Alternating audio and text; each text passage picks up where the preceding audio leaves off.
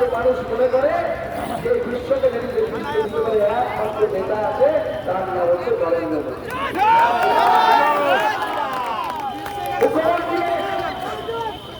বলবো যে একটু শিখুন গণতন্ত্র কাকে বলে দেখুন।